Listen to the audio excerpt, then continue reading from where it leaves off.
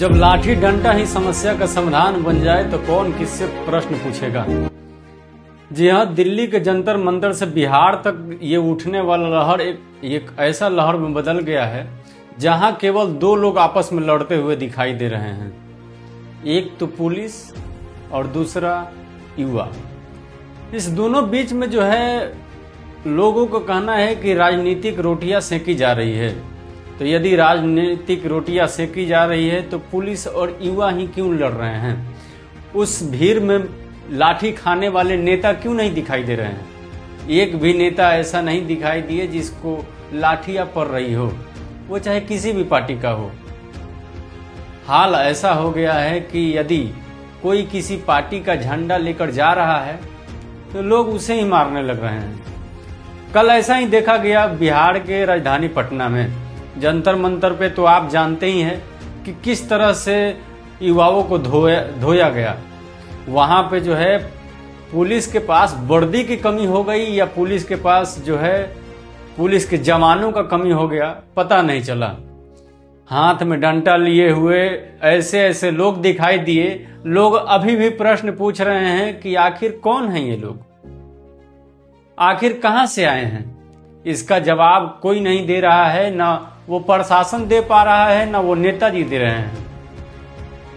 फिर आखिर जवाब देगा कौन? प्रश्न पूछे किससे जाएंगे? यदि सिविल ड्रेस में आकर कोई भी लाठी उठाकर अगर युवाओं के ऊपर लाठी बरसाना शुरू कर दे तो किसे मानेंगे हम? उस सरकार को जो जवाब नहीं दे रहा है, या उस प्रशासन को जो लाठियां चला रहा है? हमेशा जो है सवाल सत्ता में रहने वाले लोगों से पूछा जाता है, तो क्या सत्ता इतना भी कमजोर हो गया है कि खुद आगे आने के बजाय हमेशा जो है पुलिस को आगे कर रहा है? हम मानते हैं पुलिस प्रशासन इस देश का रखवाला है, वो किसी भी मुद्दे को शांत कराने के लिए आगे बढ़ता है। तो क्या इस तरह कि जहां भी हो केवल लाठी डंडे उठाकर और अनाधून पीटने का शुरू कर दे? फिर तो ये तानाशाह वाला राज हो गया। देश के युवा जो है वो पुलिस के गाड़ियों को तोड़ रहे हैं, सरकारी संपत्तियों को बर्बाद कर रहे हैं। उनको ऐसा लग रहा है कि ये संपत्ति जो है ये सरकार की है। शायद उनको ये मालूम नहीं है कि ये जो सरकार को संपत्ति जाता है वो आपके हमारे टैक्स से होकर जाता है। जो भी चीज खरीदते हैं उस पर हमको टैक्स देना पड़ता है और वो टैक्स सरकार को जाता है। कुछ लोगों ने कहा कि कुछ व्यक्ति को, कुछ राजनीतिक पार्टी को सपोर्ट करने के कारण इन युवाओं को मारा जा रहा है, पीटा जा रहा है। ठीक है, मान लेते हैं कि वहां पे राजनीतिक बात होता था, धर्म के भी बातों पे बहुत सारा मुद्दा उठा, हिंदू धर्म को टारगेट बनाया गया। लेकिन क्या जिस पुलिस प्रशासन को, जिस पावर को युवाओं को पीटने के लिए, युवाओं को रोकने के लिए, देश की आवाज को, देश के जनता के बातों को दबाने के लिए लगाया जा रहा है, क्या वही जवाब, वही पावर, वही पुलिस इस देश में भ्रष्टाचार को बंद होने के लिए नहीं लगाया जा सकता है?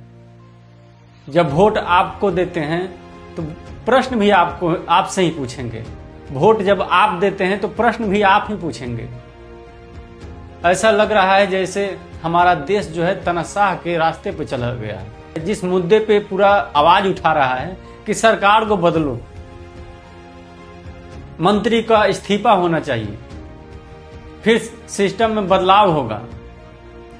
हम आपसे पूछना चाहते हैं, क्या मंत्री को इस्तीफा देने से सिस्टम में परिवर्तन हो जाएगा? क्या कांग्रेस के जाने से, बीजेपी के आने से सिस्टम में बदलाव हुआ? क्या ये कब तक चलेगा? हम लोग केवल वीडियो बना के आप लोगों तक पहुंचा सकते हैं। अब फैसला आप लोगों के हाथ में है कि युवाओं का भविष्य कहां जा रहा है। आप अपना राय कमेंट बॉक्स में लिखिएगा कि आपका क्या विचार है।